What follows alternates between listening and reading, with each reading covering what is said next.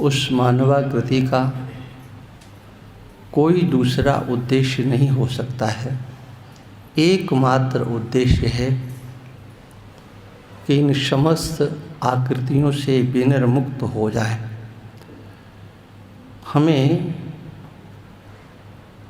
कोई आकृति प्राप्त न हो। शरीर तो सबको अपना प्रिय लगता है, चाहे वो मनुष्य हो, चाहे पशु हो, चाहे पक्षी हो। गोस्वामी तुलसीदास जी लिखते हैं ना, हनुमान जी कहते हैं सबके देह परम प्रिय स्वामी। शरीर तो सबको पसंद है, अपना शरीर, लेकिन मनुष्य उससे इतर सोच रखता है, अलग उसकी सोच होती है। देखो, हम किसी भी शरीर को पसंद करें, किसी को भी हम अच्छा माने, श्रेष्ठ माने, पूज्य माने, ये सब कुछ हो सकता है। अच्छा भी नहीं हो, कौन है भाई, बंद कर लो अपना, ये बार बार जय श्री राम बोलेगा।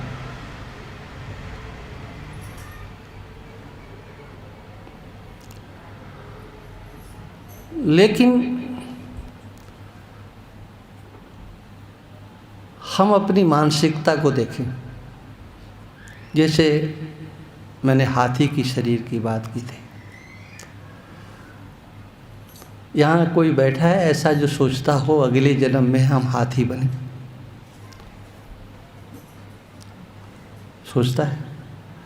अच्छा, कौन सा ऐसी ब्रह्मा की सृष्टि का, इस पंच भौतिक जगत का शरीर है जिसे आप पसंद करते हो? ध्यान दीजिए, बैठ जाओ, है ना, क्योंकि यहाँ जो कुछ कहा जा रहा है, हो सकता है आपने पहले कहीं सुना हो सकता है हमने पहले कहीं बोला हो, और ऐसा भी हो सकता है कि ना हमने कहीं पहले कहा हो और ना पहले कहीं आपने सुना हो।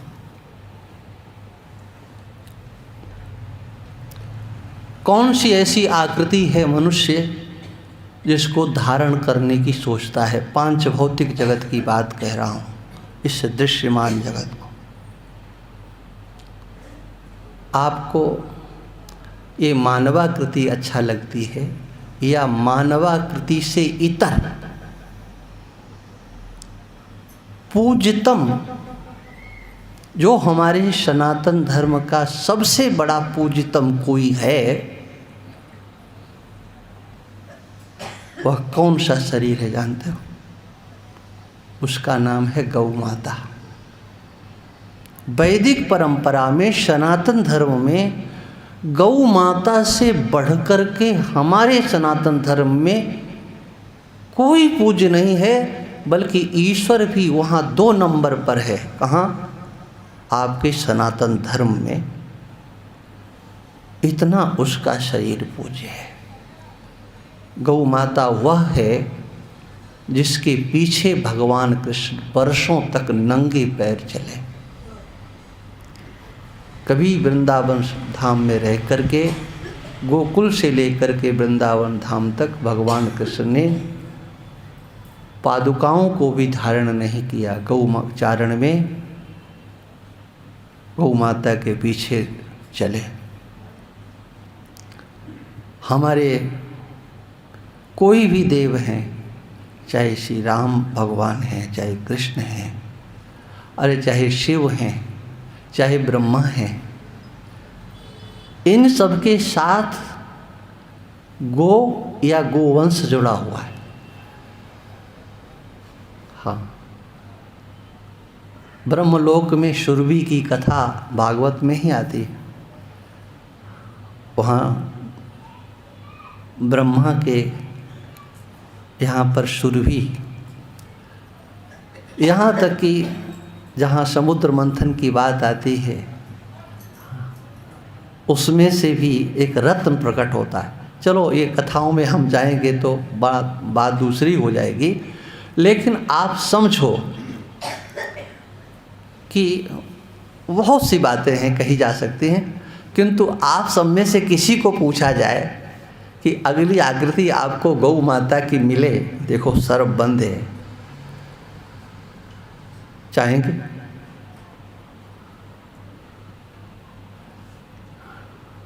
नहीं चाहेंगे। अच्छा चलो, जो मिला है उससे आप संतुष्ट हैं?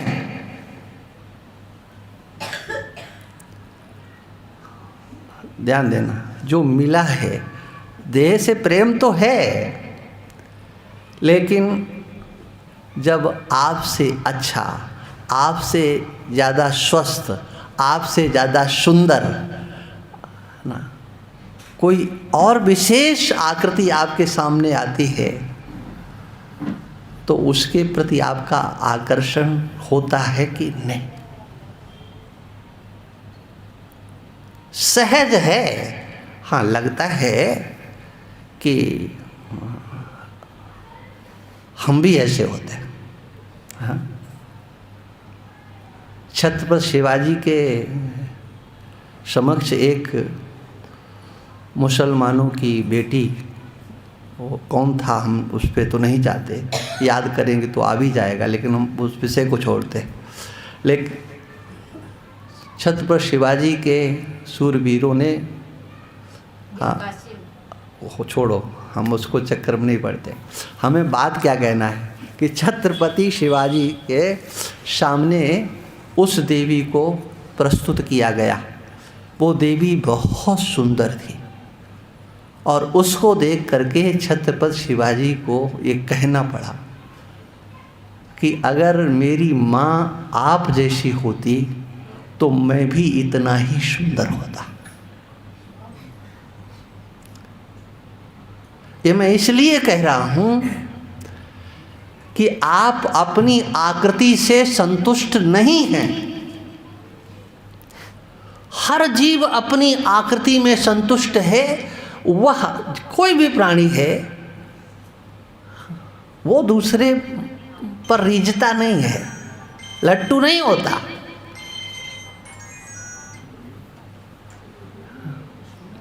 लेकिन ये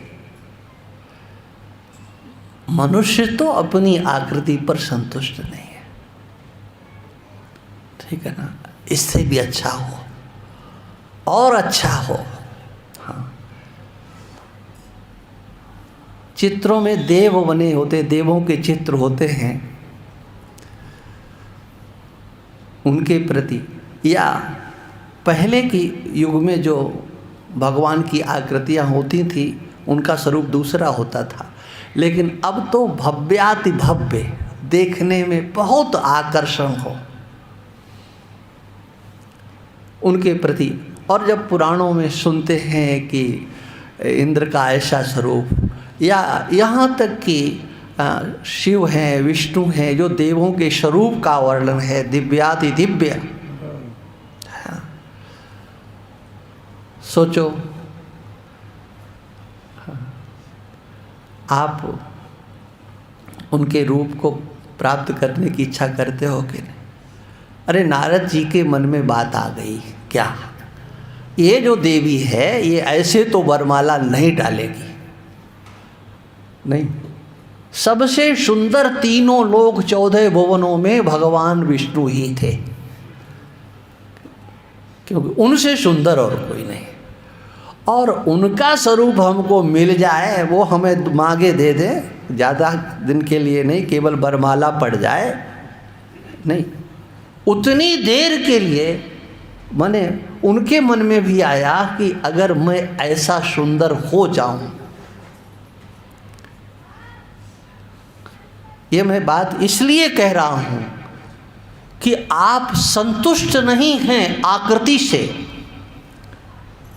अपने रूप से संतुष्ट नहीं है, है ना? जो आकृति आपको मिली है, हाँ, उसमें आपको प्रतिक्षण परिवर्तन दिखाई पड़ रहा है, बदलाव दिखाई पड़ रहा है। उसमें आने वाली समस्याएं आपको दिखाई पड़ रही हैं। जो नौजवान हैं वो बूढ़ों को देखते हैं तो उनके मन में क्या आता है, चलो हम भी अब किसी दिन बूढ़े होंगे, उत्सव मनाएंगे। नहीं, ऐसा नहीं होता। सोचते कि ये तो कभी आए नहीं। और जो बूढ़े हो गए हैं वो कुछ कर नहीं सकते,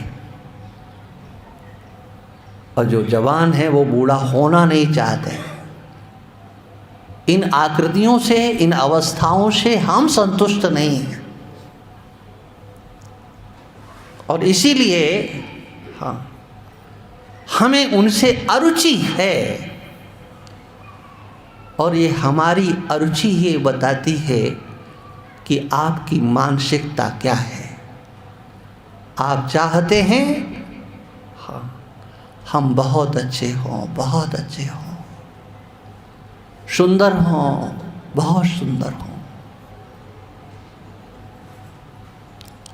इसी प्रकार से और भी समग्र व्यवहारिक जगत में आप कैसे कर्म करना चाहते हो, या आपसे कुछ अच्छा नहीं हो पा रहा है तो बताओ आप अपनी संतति को कैसा बनाना चाहते हो। आपके पुत्र के, आपके पौत्र के कर्म कैसे हों, क्या आकांक्षा है। अच्छे हों, बहुत अच्छे हों। भागवत में प्रसंग आता है कि जब कश्यप ने कहा देवी तुमने बहुत गलत कार्य किया है, तुम्हारी ऐसी संतान होगी जिससे किसी को सुख नहीं मिलेगा। अरे किसी की बात छोड़ दो, तुम्हें भी सुख मिलने वाला नहीं। तो उस समय दिति को बड़ा दुख हुआ। उसको दुखी देख करके कश्यप जी ने कहा कि कोई चिंता मत करो, तुम्हारा जो पुत्र का पुत्र होगा, पौत्र होगा, वो बहुत अच्छा होगा। माने अभी पुत्र का जन्म नहीं हुआ है, और दिति को जब पता लगा कि हमारा पुत्र दुराचारी होगा तो वो रोने लगी। और ये दिति का सत्य नहीं है, कोई भी माता पिता अपने संतान को दुराचारी नहीं देखना चाहते। माने अच्छे कर्म हो, ये सबकी भावना होती है। और जब बताया कि तुम्हारा बहुत बहुत अच्छा होगा, तो सुनकर के दिति को बड़ा आनंद आया। माने व्यवहार में आप सबको कैसा देखना चाहते हो, पूरे समाज को कैसा देखना चाहते हो, आप अपने पड़ोसी को कैसा देखना चाहते हो, आप अपने परिवार को कैसा देखना चाहते हो। हाँ, वो तो अलग ही दुनिया के लोग हैं जो पूरे समाज को दुर्दांत अपराधी बनाना चाहते हैं, जैसे पाकिस्तान, है ना। वहाँ कुछ दूसरा है ही नहीं। और वो पाकिस्तान नहीं, वो इस्लामिक सोच है, वो मुस्लिम संस्कृति है।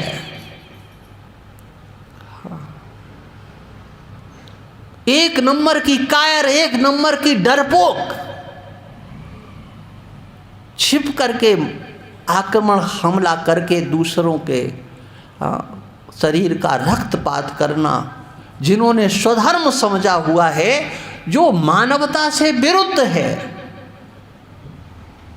प्रातःकाल मैंने कहा था कि मानवता, यदि मानवता का सबसे बड़ा इस समाज में, पूरे राष्ट्र में या पूरे विश्व में अगर कोई दुश्मन है तो उसका नाम है इस्लामिक मानसिकता। ये जो इस्लामिक मानसिकता है, इसकी दुश्मनी है अगर किसी से, विषय तो हमारा नहीं है लेकिन बात आ गई है तो अब रोकेगी भी नहीं। पूरे मानवता का एक नंबर का दुश्मन अगर कोई विश्व में है तो वो इस्लामिक सोच है, मुस्लिम मानसिकता है, और जिसके अंदर क्रूरता की पराकाष्ठा दिखाई पड़ती है। ये हमारी माताएं देवियां यहाँ बैठी, वो मानते ही नहीं है कि इनके अंदर प्राण होता है। ये कोई दया के पात्र हैं, ये पूज्य हैं, ये बंद हैं, इनके अंदर भी परमात्मा नहीं, ऐसा वहाँ मान्यता ही नहीं है। केवल जीने का अधिकार, स्वतंत्रता से, सहज रीति से जीने का अधिकार अगर मिला है तो मनुष्य को, और मनुष्य में भी किसी को मिला है तो मुसलमानों को, मात्र मुसलमान जीने का अधिकारी है, और कोई जीने का अधिकार नहीं रखता। ये सोच उनकी हो सकती है, लेकिन पूरे विश्व में सनातन धर्म जिसमें आपका जन्म हुआ है, या कोई भी व्यक्ति, उनके भी अंदर से, उन दुर्दांत अपराधियों के अंदर से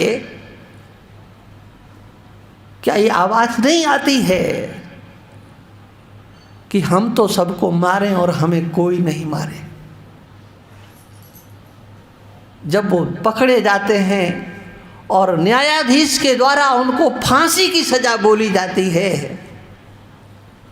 तो क्या वो अपने प्राणों की गुहार लगाने के लिए राष्ट्रपति की शरण में नहीं जाते? जाने कितनों की जान उन्होंने ली है, लेकिन छुप छुप कर जीवन व्यतीत करने वाले, प्राणों की भीख मांगने वाले, जो किसी से नहीं कहते हम तो केवल उससे डरते हैं। अरे उससे नहीं, तुम्हारा जैसा तो बुज़दिल कोई नहीं है, तुम सबसे डरते हो, तुम सामने कभी आकर के लड़ते नहीं हो। मुझे कहना इतना है, ये कहना है क्या कि आपकी सोच, स्थिति क्या है, आप समाज को कैसा देखना चाहते हो? हम सनातन धर्मियों की, हिंदुओं की बात करते हैं, और प्रातःकाल हमने कहा था कि ये मनुष्यत्व जो है ना, यही तो सनातन धर्म है, और क्या है। मनुष्यत्व शब्द और सनातन धर्म ये दो अलग अलग नहीं है। मानवता और सनातन धर्म एक है। जिस मनुष्यत्व का, जिस मानवता का साक्षात संबंध आपसे है, आपसे माने आपके अपने अंतःकरण से, आपके हृदय से, या जिसको आप आत्मा कहते हो वो। अरे सामान्य धरातल पर आत्मा माने अहम ही तो होता है। आत्मा माने अहम, अहम माने मैं। आपके मैं में क्या बैठा हुआ है, आपकी सोच क्या है?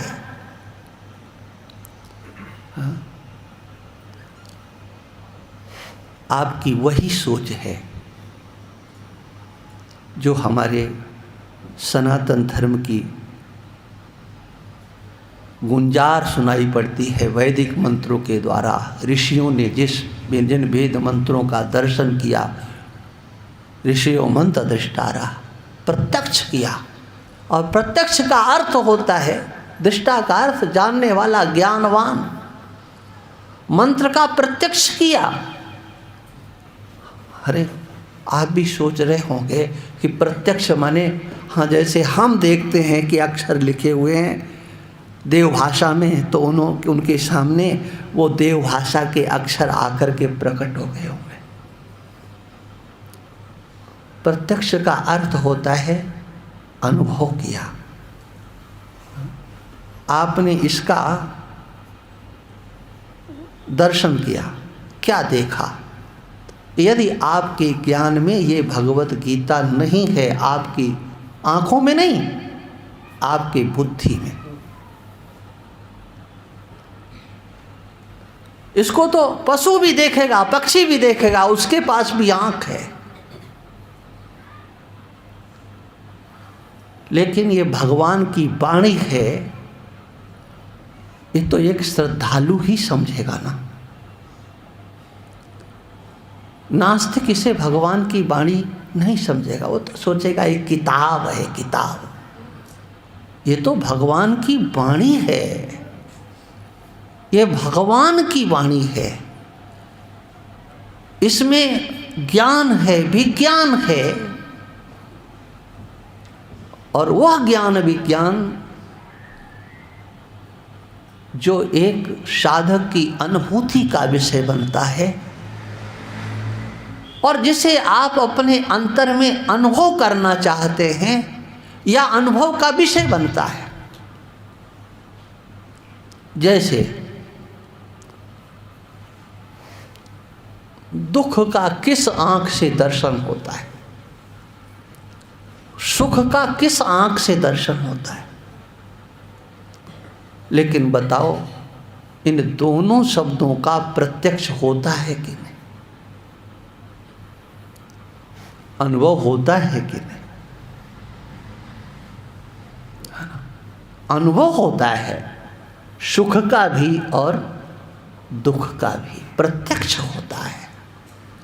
यही है प्रत्यक्ष, यही है दृष्टित्व, यही है हमारे ऋषियों का विज्ञान जिसको उन्होंने प्रत्यक्ष देखा है। यही है भगवान कृष्ण का विज्ञान जिन्होंने प्रत्यक्ष देखा है।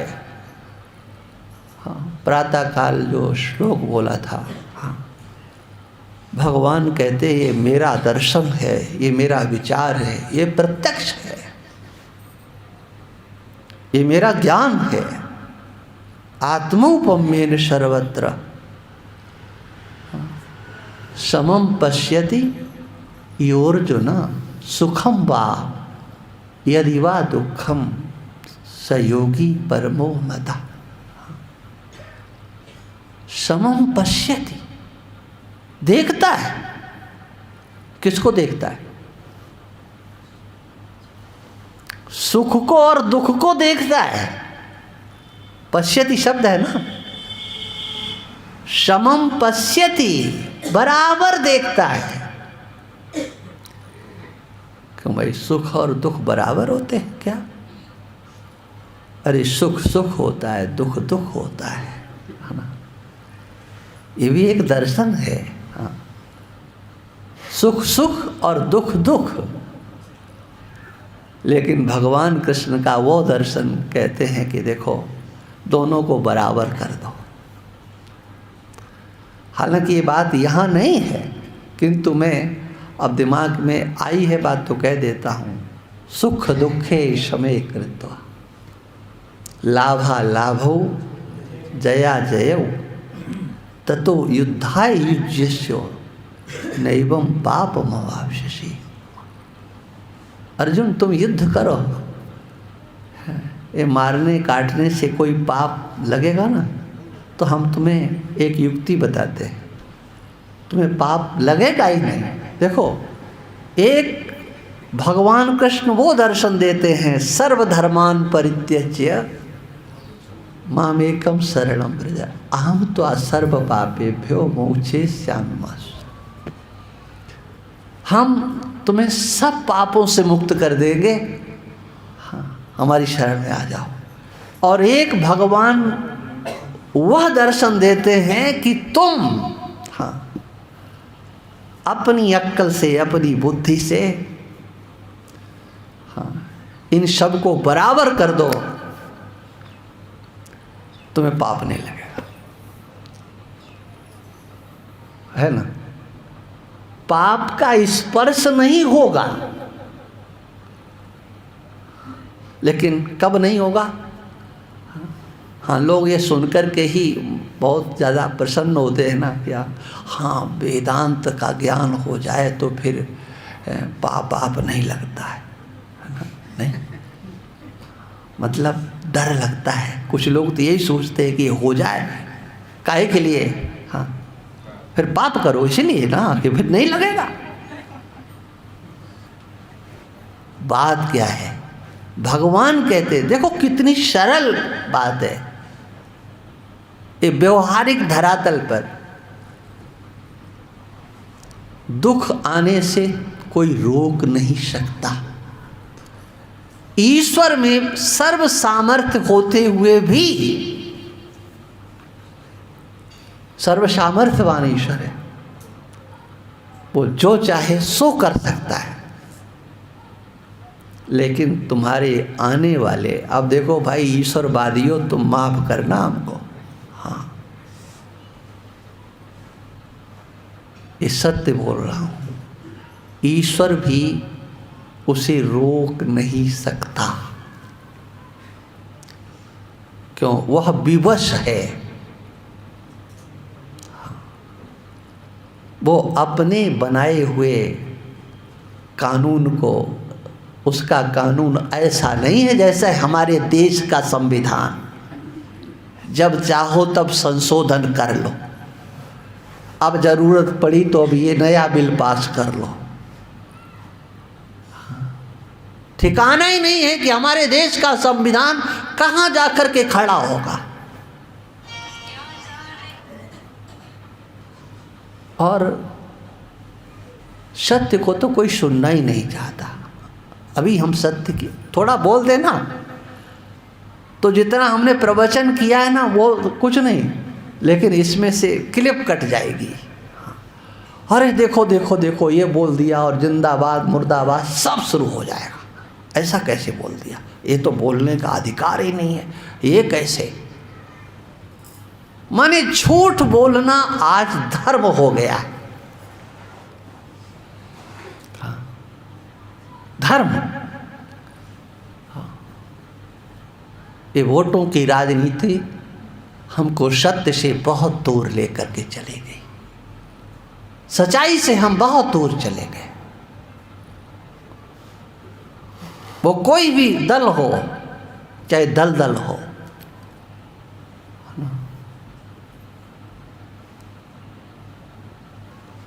वो हमारे देश का संविधान नहीं है, हाँ वो ईश्वर का संविधान है। ईश्वर के प्राण है हमारा संविधान। जो वैदिक संविधान है, ईश्वर तभी तक जिंदा है जब तक वैदिक संविधान है। वैदिक संविधान को आप नकार करके ईश्वर को नकार सकते हो, कह सकते हो कि ईश्वर नाम की कोई चीज नहीं। जो वेद है वह ईश्वर का प्राण है, जैसे हमारे शरीर का जो प्राण है ना, जीवन तब तक, हम जीवित तब तक जब तक प्राण दिखाई पड़ते हैं। मानसकार लिखते हैं, जाकी सहज श्वास शुद्धिचारी। हाँ, सहज शब्द का प्रयोग करते हैं, सहज, है ना। हम सब कुछ करते हुए दिखाई पड़ते हैं, लेकिन बताओ क्या श्वास लेते हुए भी हम दिखाई, हाँ कहते जरूर हैं, हाँ सांस लेने दो, दम लेने दो, हाँ मैंने सांस तुम ले रहे हो,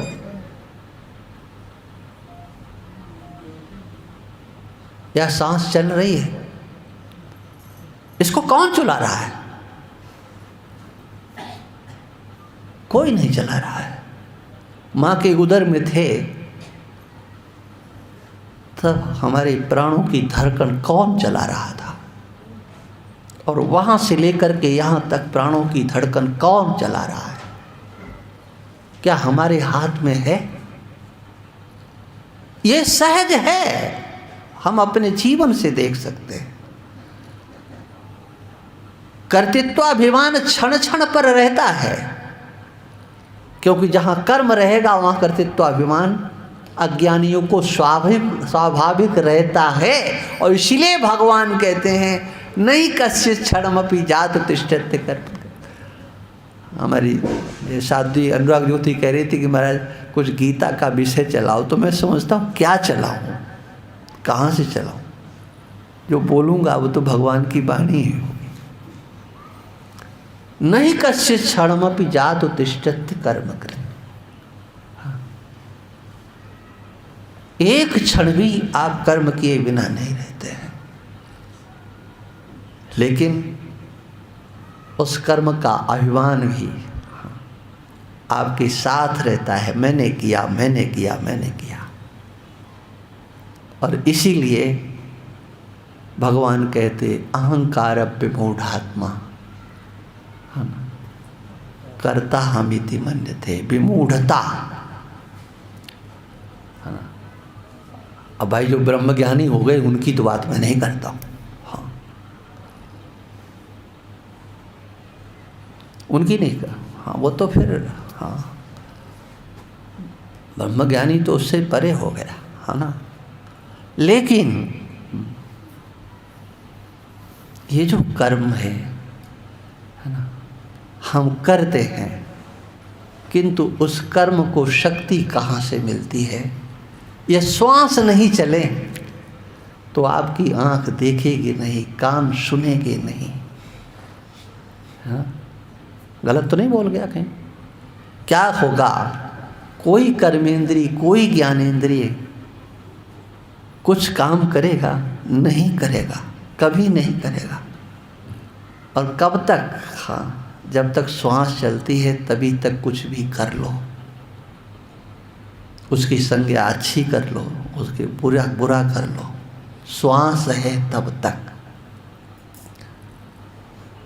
तुम किसी से प्रेम करते हो जब तक तुम्हें श्वास दिखाई पड़ती है। ध्यान रखना, तुम्हारा प्रेम उन श्वासों से है या शरीर से, जरा विचार करो। तुम अपने शरीर से प्रेम करते हो या दूसरे के शरीर से प्रेम करते हो या उसके अंदर चल रही श्वासों से प्रेम करते हो। ईश्वरता की तो बात जाने दो। सहज रीति से जो हमारे आपके जीवन में दिखाई पड़ता है ना, वो श्वास, इस सहज शब्द की बात कह रहा हूँ, स्वाभाविक है, सब सर्वत्र है। ऐसे ही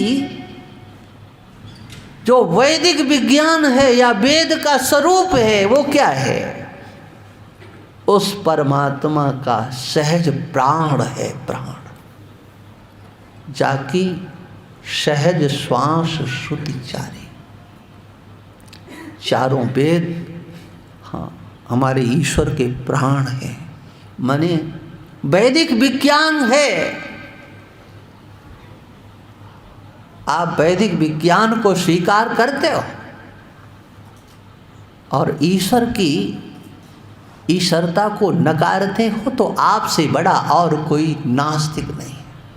आप ब्रह्म की चर्चा करते हो, वेदांत की चर्चा करते हो, लेकिन जहां पर भगवान की कथाओं की बात आती है, उनके अवतारों की बात आती है, उनके दिव्याति दिव्य स्वरूपों की बात आती है, देवों के आकृतियों की बात आती है, हाँ, वहाँ आप उससे अलग होने की चेष्टा करते हो और आप अपने को ब्रह्मवेत्ता और तत्ववेत्ता कहते हो। वो कैसा तत्ववेत्ता, वो कैसा ब्रह्मज्ञानी जो वैदिक स्वरूप को तिरस्कृत करता है, केवल एक भाग को मान करके जीता है। यथार्थ रीति से तत्व क्या वस्तु है, क्या उसको आपने समझा है? और समझा है तो बताओ उसका आधार क्या है। इसलिए उसे समझना बहुत आवश्यक है। ईश्वर का जो विज्ञान है ना, वह ईश्वर का विज्ञान हमारे आपके अंतर्गत विराजमान है। हम आप उसमें जी रहे हैं और वह अमिट सिद्धांत है। इधर से उधर कुछ नहीं हो सकता। मानस की एक पंक्ति है स्वामी जी, बहुत सुंदर पंक्ति है। शुभ और अशुभ कर्म अनुसारी, ईश देत फल हृदय विचारी। अच्छा या बुरा, अच्छा आता है तो हमारे जीवन में सुख, बुरा आता है तो अशुभ, माने जिससे हमको दुख होता है। कौन देता है? हाँ, वो शुभ और अशुभ किस रूप में आता है? फल के रूप में आता है। तो फल क्या हो सकता है? आप विचार करो, आप जानते हो। वो हमारा कर्म फल सुख के रूप में हमारे सामने आता है या दुख के रूप में हमारे सामने आता है। और मानसकार लिखते हैं कि ऐसे नहीं, ईश देत फल हृदय विचारी। हाँ, कहीं गलती ना हो जाए। यही है ईश्वर की ईश्वरता। आपको सर्वतंत्र स्वतंत्र छोड़ दिया, लेकिन आपके किए गए कर्मों का फल कहीं इधर से उधर ईश्वर भी करने में असमर्थ है, क्योंकि वह अपने बनाए गए विधान के विरुद्ध नहीं जा सकता है। वह अमिट है। ना भुक्तम चीयते कर्म जन्म कोटि शतय रवि, अवश्यमेव भोक्तव्यम कृतम कर्म शुभाशुभम। है ना? वो सब हमारे पास आएगा, लेकिन एक वह दर्शन है जो भगवान कृष्ण ने दिया। ईश्वर, हाँ, जो हमारा कर्म है उसका फल है हमारे पास देगा, हमारे पास भेजेगा। लेकिन इस मानवाकृति में आपके बुद्धि में ऐसी सामर्थ्य है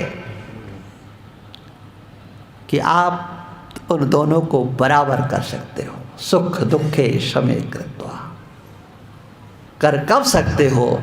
जब आप इन दोनों का प्रत्यक्ष कर रहे हो। देखो, मैंने कहा था ठीक 5 बजे पूरा करूँगा। सनातन धर्म की जय।